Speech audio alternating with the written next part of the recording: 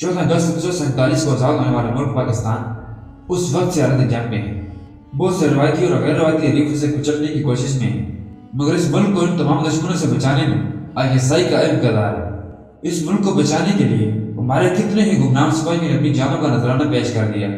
आज की इस वीडियो में मैं आपको बताऊंगा कि कैसे ISI के सिपाही कैप्टन कदीर अहमद शहीद ने हमारे कल के लिए अपनी जान का नजराना पेश कर दिया और कैसे भारत के सबसे बड़े जासूस कुलभूषण यादव को तकरीबन 3 साल की अथक मेहनत के बाद गिरफ्तार करवाया। मगर उससे पहले चैनल को सब्सक्राइब कर लें ताकि आपको मेरी हर नई आने वाली वीडियो की नोटिफिकेशन आसानी से मिल जाए। तो चलिए मौजू का आगाज करते हैं। दोस्तों, बहुत सी अलमी तंजीमें और सियासी रहनुमा, यहाँ तक कि भारतीय खुफिया एजेंसी इराक के हुकाम भी ISI को सबसे ताकतवर खुफिया एजेंसी तस्लीम करते हैं। आपको ये जानकर जरूर हैरानगी होगी कि ISI 1948 को वजूद में आई और तब से ये पाकिस्तान के तहफ़्फ़ुज़ के लिए जंगी बुनियादों पर काम कर रही है। तब से आज तक कोई भी ISI का अफसर गिरफ्तार नहीं किया जा सका। हाल ही में आर्मी अदालत इंसाफ ने कुलभूषण के हवाले से अपना फैसला सुनाया। कुलभूषण केस के बाद से ही पाकिस्तानियों ने कदीर अहमद की खिदमत को सराहा। कैप्टन कदीर अहमद 2018 में कार हादसे में शहीद हो गए थे। कैप्टन कदीर अहमद शहीद अपने अहल खाना के हमरा छुट्टियां गुजारने के वजह से खुददार जा रहे थे तो रास्ते में ही उनकी गाड़ी का टायर फट गया, जिसमें कैप्टन कदीर अहमद शहीद हो गए। यही वो आर्मी के जवान कदीर अहमद थे जिन्होंने 2016 में एक जासूस को गिरफ्तार किया था।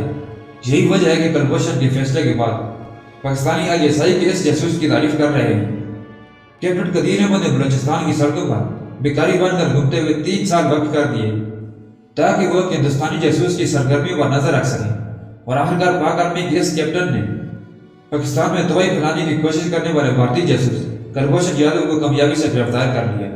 कुलभूषण ने पाकिस्तान में पाकिस्तानी हुकाम और फौजी अदालत के सामने अपने जुर्म का इतराफ किया, जिसके बाद कुलभूषण को सजाए मौत सुनाई गई और भारत इसका मुकदमा आर्मी अदालत में ले गया। आर्मी अदालत के जस्टिस ने पाकिस्तान को हिदायत की कि वो उसे कौंसलर तक रसाई दे, मगर उसकी मौत का मौक़िफ़ अब भी बरकरार है। फटे और गंदे कपड़ों में कदीर अहमद शहीद की तस्वीर जब सोशल मीडिया पर वायरल हुई तो लोग उनकी तारीफ करते रहे। कदीर अहमद का ताल्लुक बलूचिस्तान के एक अमीर घराने से था, मगर वो उन सब के बावजूद मुल्क से मोहब्बत और जज्बे की वजह से पाक आर्मी में शामिल हुए।